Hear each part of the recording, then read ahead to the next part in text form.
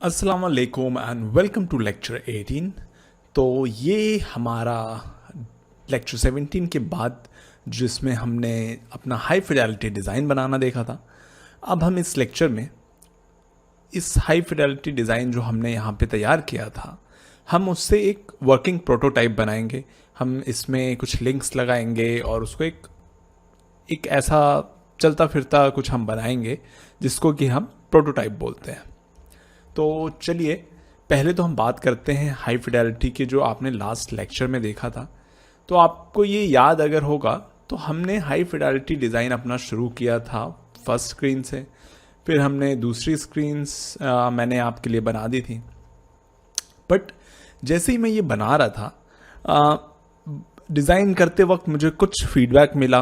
वो फीडबैक कुछ ऐसा था कि ये जो डिज़ाइन है ये दिख तो अच्छा रहा है, बट ये कहीं ना कहीं एक डेटेड डिज़ाइन जैसा है, जहाँ पे हम बहुत सारा शैडो यूज़ करते थे। और ये बहुत ही कंस्ट्रक्टिव फीडबैक था, जिससे मैंने सोचा कि क्यों ना हम इसको एक स्टेप आगे ले जाएं, हम इसमें मॉडर्न डिज़ाइन थोड़ा इनकॉर्पोरेट करें। और उससे हुआ क्या कि जो भी ये चीज़ें थीं, जो डिवाइडर्स थे या हमारी शैडोज़ थीं, इसको मैंने थोड़ा चेंज किया। और ये एक प्रोसेस का पार्ट है। जब भी आप हाई फिडेलिटी बना रहे हैं तो ये आप मान के चलें कि ये प्रोसेस है कि आप पहले डिज़ाइन करते हैं, फिर आप उस पर फीडबैक लेते हैं और उस फीडबैक को आप वापस से रिवर्क करते हैं अपने डिज़ाइन में। और जितनी बार आप फीडबैक लेंगे, ऑब्वियसली आपका जो डिज़ाइन है वो उतना बेहतरीन होता जाएगा। तो चलिए फीडबैक के बाद का मैं आपको डिज़ाइन दिखाता हूँ। फीडबैक का बाद का डिज़ाइन हम आप देख सकते हैं कि ये काफ़ी पहले वाले से ज़्यादा सिंप्लीफाइड हो गया। यहाँ पे लोगो हमने चेंज कर दिया। लोगो की बजाय हमने सिर्फ एक छोटा सा यू यहाँ पे डाल दिया है उर्दू IT अकेडमी का। और यहाँ शैडोज़ हटा के हमने उसकी जगह स्ट्रोक, बहुत ही हल्का सा एक स्ट्रोक यूज़ किया है। स्ट्रोक आपको याद होगा जो हमने यूज़ किया था। और हमने सेम स्टाइल कंसिस्टेंट हर कार्ड के लिए यहाँ पे कर दिया है। तो आप देख सकते हैं ये। और दूसरी स्क्रीन जो थी उसमें हमने जो भी सिस्को पे हम अगर सेलेक्ट कर रहे थे, तो यहाँ पे मैंने जो भी हेडलाइन हम चुनते जाएंगे उसको मैंने यहाँ ऊपर मिडिल में किया है और एक बैक एरो हमने यहाँ दिया है, ताकि हम वापस से अपनी ये होम स्क्रीन जो है उस पर आ सकें। और सेम जैसा हमने होम स्क्रीन पे डिज़ाइन किया है, वैसा ही हमने बाकी कोर्सेज के लिए भी डिज़ाइन किए हैं। यहाँ पे हमने टाइटल के लिए एक अलग से एक ब्लू यहाँ पे बार यहाँ दे रखी है। और जैसे ही आप CCNA के अंदर जाएंगे और तो ये डिफरेंट कोर्सेज के लिए डिफरेंट इमेजेस हम यहाँ यूज़ कर सकते हैं। तो अभी के लिए मैंने सेम इमेज यूज़ की है। और इसके बाद वाली स्क्रीन कोई भी एक इंडिविजुअल अगर हम कोर्स सेलेक्ट करेंगे तो उसके बाद हमें ये इंडिविजुअल स्क्रीन मिलेगी, जिसमें कि एक बैनर इमेज रहेगा, कुछ ऑप्शंस रहेंगे, ऐड टू फेवरेट या कितने स्टूडेंट्स करेंटली इसमें इनरोल हो चुके हैं, कुछ हमारा डिस्क्रिप्शन रहेगा और हमारा वीडियो की यहाँ लिस्ट रहेगी कि इसमें कितने वीडियोस हैं, टोटल टाइम रहेगा। और आपके पास दो ऑप्शन रहेंगे, या तो आप बहुत ही ईजिली उसी पेज से कोर्स को स्टार्ट कर सकते हैं और वो आपको फर्स्ट वीडियो जो रहेगा कोर्स का उस पर ले जाएगा, या तो आप इसे simply add to my courses कर सकते हैं। और जैसे आप ये कोर्स ऐड करेंगे, ये जो आपका कोर्स का यहाँ पे बटन है, इस बटन के अंदर जो स्क्रीन रहेगी उसके अंदर आएगा। तो ये मैंने कुछ स्क्रीन से यहाँ बना रखी है। और एक इंडिविजुअल अगर आप वीडियो का पेज देखेंगे, जैसे कि फर्स्ट वीडियो का अगर ये पेज देखेंगे, तो हमारा बैनर की जगह यहाँ पे वीडियो रहेगा, यहाँ पे एक ऑप्शन रहेगा आस्क अ क्वेश्चन, और यहाँ से आप चैप्टर्स में अगर क्लिक करेंगे तो आप एक डायलॉग बॉक्स खुलेगा जिसमें आप सारे वीडियोस, जितने भी लेक्चर्स इस सीरीज़ का पार्ट हैं, वो आप देख सकते हैं एक ही उसमें, और कोई सा भी सिलेक्ट कर सकते हैं। तो ये कुछ चीज़ें मैंने अपने हिसाब से बनाई हैं यहाँ पे। यहाँ टाइटल है कोर्स का, और जैसे जैसे हम कोर्स में आगे बढ़ते जाएंगे, काइंड ऑफ ये ट्रांसक्रिप्ट का काम करेगा कि जो भी वीडियो में है वो यहाँ पे रिटन में भी हाईलाइट होता जाएगा, ब्लैक होता जाएगा। तो ये काइंड ऑफ ट्रांसक्रिप्शन है। और यहाँ पे ये जो हमारा स्टिकी एक नैव बार था वो यहाँ रहेगा, और साथ ही में आप जैसे स्क्रॉल करेंगे ये नेक्स्ट वीडियो रहेगा, और complete and go to next ये भी आप कर सकते हैं। यहाँ पे कमिंग वीडियो का एक आपको स्नैपशॉट मिल जाएगा कि कौन सा नेक्स्ट वीडियो होने वाला है, और कंप्लीट करके आप नेक्स्ट वीडियो पे यहाँ से जा सकते हैं। तो चलिए अब हम अभी तो इतनी स्क्रीन्स में देखते हैं, और बहुत सारी इसमें स्क्रीन्स बनाने की गुंजाइश है, और जो स्क्रीन ऑलरेडी मैंने बना रखी है इसमें भी हम बहुत सारी चीज़ें और इनकॉर्पोरेट कर सकते हैं। बट क्योंकि ये वीडियो और ये कोर्स के लिए मैं बहुत सिंपल चीज़ें रखना चाहता हूँ, तो मैंने बहुत सारी चीज़ें इनकॉर्पोरेट नहीं की हैं, और मैं बहुत सिंपल यहाँ पे प्रोटोटाइपिंग करने वाला हूँ। तो चलिए सबसे पहले तो हम अपना वापस से प्रोटोटाइप टैब पे जाते हैं, और जैसे ही आप यहाँ जाएंगे आप देख सकते हैं यहाँ पे हमारा डिवाइस पहले से सिलेक्ट था, और जो भी चीज़ें हैं वो सारी पहले से सिलेक्ट हैं। तो चलिए सबसे पहले हम देखते हैं अपना फर्स्ट जो कि डैशबोर्ड है उसका। तो यहाँ पे हम 2-3 चीज़ें हैं, एक है फ्लो स्टार्टिंग पॉइंट और एक इंटरेक्शन। तो हमें फिग्मा को बताना है कि जो फ्लो है हमारा, जो हम फ्लो बनाना चाह रहे हैं प्रोटोटाइपिंग में, वो स्टार्ट किस स्क्रीन से हो रहा है। तो हमें अपने डैशबोर्ड से ही स्टार्ट करना है। तो यहाँ पे मैं जैसे ही क्लिक करूँगा आप देख सकते हैं यहाँ फ्लो 1 लिख के हमारा आ गया है। अभी आपको ये नहीं सोचना है कि फ्लो 2 क्या होगा, फ्लो 3 क्या होगा। अभी आप बस इस पे ध्यान दें कि ये आपका जिस स्क्रीन पे भी आपकी ये ब्लू एक छोटी सी बार है, उसका मतलब है कि वहाँ से स्टार्टिंग पॉइंट आपने उसको डिफाइन कर दिया। चलिए ये हो गया। अब हम यहाँ पे लिंक लगाना शुरू करते हैं कि किस किस जगह पे हमें लिंक लगाना है। तो अभी के लिए ये जो साइड बार थी वो मैंने डिज़ाइन नहीं की है, वो मैंने ऑलरेडी आपको उसके पहले दिखाया था शायद। बट अभी मैं बहुत ही सिंपल रख रहा हूँ चीज़ों को। बस एक सीरीज़ में हम प्रोटोटाइपिंग करेंगे और देखेंगे कि सिंपल प्रोटोटाइपिंग कैसे होती है। तो सबसे पहले तो हमारा ऑप्शन आता है ये वाला। तो ये हमें चाहिए कि एक वर्टिकल स्क्रॉल होए। तो उसके लिए हमें पहले तो डिज़ाइन में जाना पड़ेगा, और डिज़ाइन में मैं इन सारी चीज़ों को सिलेक्ट करके इन्हें फ्रेम सिलेक्शन कर देता हूँ। आप फ्रेम सिलेक्शन करके जैसे ही प्रोटोटाइप में जाएंगे आप देखेंगे यहाँ पे एक ओवरफ्लो स्क्रॉलिंग का ऑप्शन आ रहा है, और इसे हम कर देंगे हॉरिजॉन्टल स्क्रॉलिंग, क्योंकि हम चाहते हैं ये हॉरिजॉन्टली स्क्रॉल हो। बट अभी इसका जो साइज़ है वो स्क्रीन के बाहर है, तो ये स्क्रॉल नहीं होगा। उसके लिए हमें चाहिए कि ये अंदर रहे ताकि ये स्क्रॉल होने लगे। तो मैंने आपके लिए यहाँ पे ऑलरेडी एक स्क्रीन में प्रोटोटाइप का प्रीव्यू ऑन करके रखा है। तो आप देख सकते हैं जैसे ही हमने वो किया, ये आपका एक हॉरिजॉन्टल स्क्रॉल यहाँ पे होने लगा है। तो ऐसे आप किसी भी जगह पे अगर हॉरिजॉन्टल स्क्रॉल है तो वो कर सकते हैं। चलिए हम देखते हैं ये नीचे वाला जो हमारा ब्लॉक सेक्शन है उसका भी। तो ऐसे ही हम यहाँ पे आएंगे और हम सारी चीज़ें यहाँ पे इकट्ठा सेलेक्ट करेंगे, और हम इसको फ्रेम सिलेक्शन कर देंगे, और ये जो साइज़ है हमारा फ्रेम का ये हम इसको अंदर लाएंगे और हॉरिजॉन्टल स्क्रॉलिंग ऑन कर देंगे। और अगर अब आप देखेंगे तो ये देख सकते हैं ये स्क्रॉल होने लगा है। बहुत ईज़िली आप स्क्रॉल हॉरिजॉन्टल यहाँ पे ऑन कर सकते हैं, बना सकते हैं। और ये जो चीज़ें हैं जैसे कि आप ये टॉप की बार देख रहे हैं, और ये जो यहाँ पे एक नेविगेशन बार है हमारी, ये देख रहे हैं कि आपने ध्यान दिया होगा कि हम अगर स्क्रीन स्क्रॉल भी कर रहे हैं तो ये अपनी जगह से हट नहीं रही है।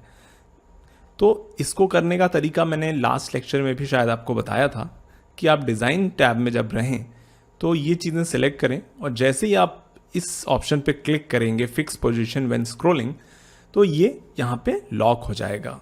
जो भी स्क्रीन रहेगी वो उसके ऊपर लॉक हो जाएगा, और जो भी स्क्रॉलिंग होगी वो उसके नीचे होगी। तो इसी तरीके से आप इस बार को भी यहाँ पे लगा सकते हैं। पर एक चीज़ आपको ध्यान देनी है कि जब आप प्रोटोटाइप में देख रहे हैं तो मोबाइल का जो डिफ़ॉल्ट साइज़ है आप अपनी इस बार को उसके ऊपर रखें, नहीं तो ये टेम्परली अगर आप इसे नीचे रख रहे हैं तो आप जैसे ही अपना प्रोटोटाइप प्रीव्यू करेंगे तो वो आपको प्रोटोटाइप में ये कट के आएगा और वो नीचे आपको शो होगा। तो इसलिए जो आपका प्रोटोटाइप का डिफ़ॉल्ट साइज़ है, जो आपका मोबाइल स्क्रीन का डिफ़ॉल्ट साइज़ है फ्रेम का, आप उसके जस्ट इसको ऊपर रखें। तो ये हो गई हमारी हॉरिजॉन्टल स्क्रॉलिंग की बात और कंटेंट को फिक्स करने की बात। तो चलिए अब हम फटाफट अपना प्रोटोटाइपिंग कर लेते हैं। तो प्रोटोटाइप टैब पे मैं वापस आ गया हूँ, और यहाँ मुझे सिर्फ एक सिंगुलर डायरेक्शन में यहाँ पे काम करना है। तो मैं सबसे पहले सिस्को पे जाऊँगा और सिस्को से मैं एक लिंक करूँगा नेक्स्ट स्क्रीन पे, और नेक्स्ट स्क्रीन पे मैं चाहता हूँ ये मूव इन हो इस साइड से। तो ये हमारी चीज़ हो गई, और चलिए हम यहाँ पे से प्रीव्यू कर लेते हैं। तो जैसे ही मैं सिस्को पे क्लिक करूँगा आप देख सकते हैं सिस्को हमारा मूव इन हो गया।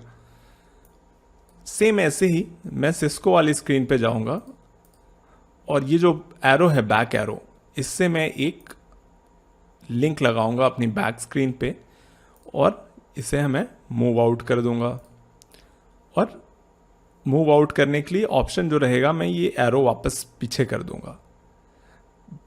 इसका मतलब कि जिस डायरेक्शन में ये अंदर आया है उसके अपोजिट डायरेक्शन से ये बाहर चला जाएगा। और यहाँ अगर हम देखें तो आप देख सकते हैं कि हमने क्लिक किया, ये इस डायरेक्शन से आया, और अगर मैं बैक कर रहा हूँ तो ये वापस सेम डायरेक्शन में बाहर चले जा रहा है।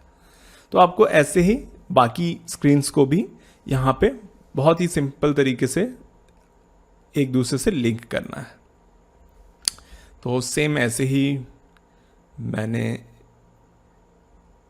इस CCNA से एक लिंक लगा दिया इस स्क्रीन पे, और एक बार अगर आपने लिंक लगा दिया तो फिग्मा जो आपकी लास्ट सेटिंग रहती है वो यहाँ पे प्रिजर्व करता है। तो आप फॉरवर्ड लिंक एक साथ लगाएं और बैकवर्ड जो लिंक है वो आप एक साथ लगा लें, तो आपको बहुत ईज़िली आप बहुत जल्दी ये काम कर सकते हैं।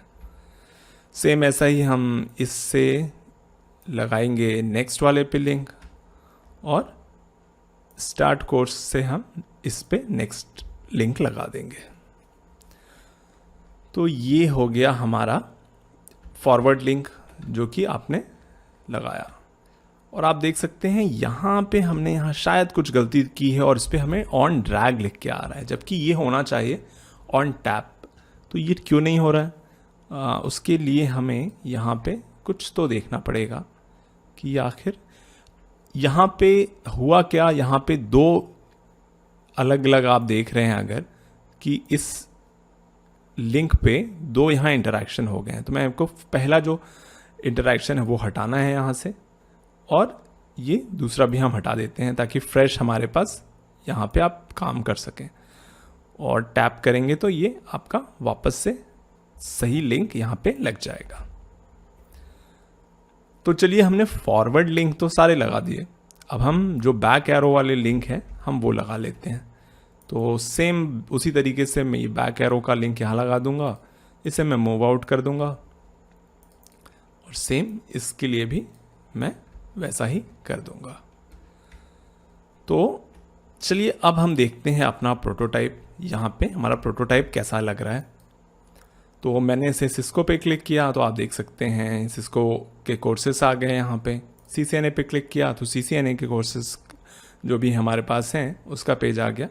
इस पे क्लिक किया तो ये हमारा कोर्स का पेज खुल गया, और इसके बाद से जैसे ही मैं अगर स्टार्ट कोर्स पे क्लिक करूँगा तो आप देख सकते हैं हमारा जो कोर्स का पेज है वो यहाँ पे खुल चुका है।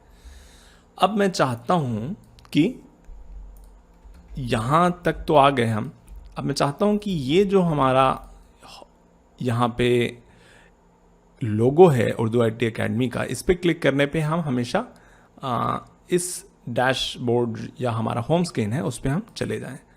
तो मैंने वहाँ पे इसे लगा दिया यहाँ लिंक, ये भी मैं मूव आउट का लगा दे रहा हूँ।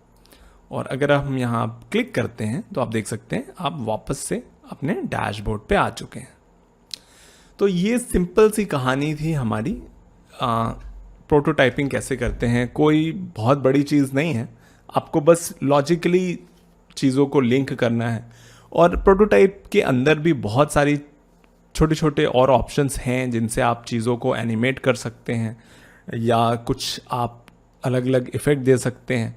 बट वो चीज़ें आप एक बार जो आपको एक पूरा आइडिया हो जाएगा अगर, तो आप खुद से एक्सप्लोर कर सकते हैं, काफ़ी चीज़ें अलग अलग तरीके की कर सकते हैं।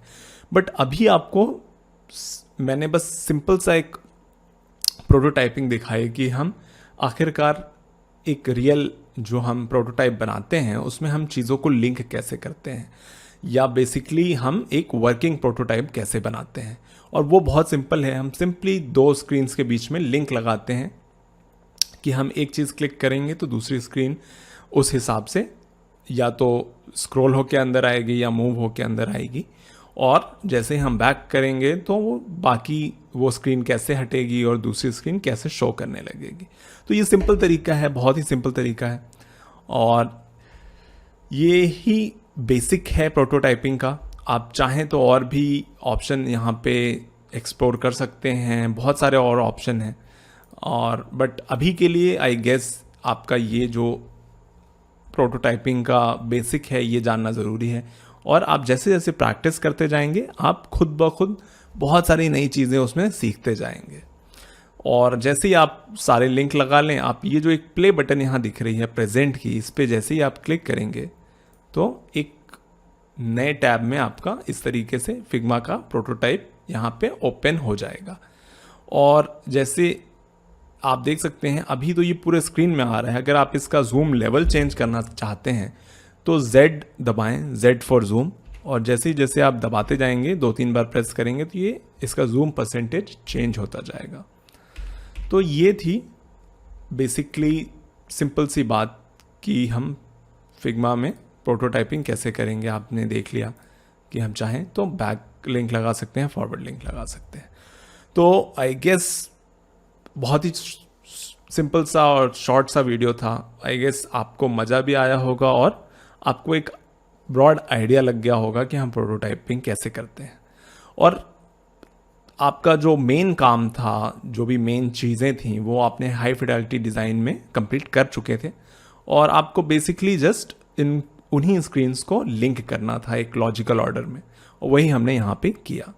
तो चलिए, आई होप आपको ये लेक्चर पसंद आया होगा, और इसी लेक्चर के साथ हमने अपना जो UX का जो पूरा प्रोसेस था वो हमने यहाँ पे कंप्लीट कर लिया है। और इसका जो नेक्स्ट स्टेप आता है UX प्रोसेस में वो ये होता है कि हम अपना जो प्रोटोटाइप बना लिया है हमने, हम उसकी फर्दर यूज़र टेस्टिंग करें। यूज़र टेस्टिंग में हम देखें कि यूज़र को कहाँ परेशानी आ रही है, कहाँ पे वो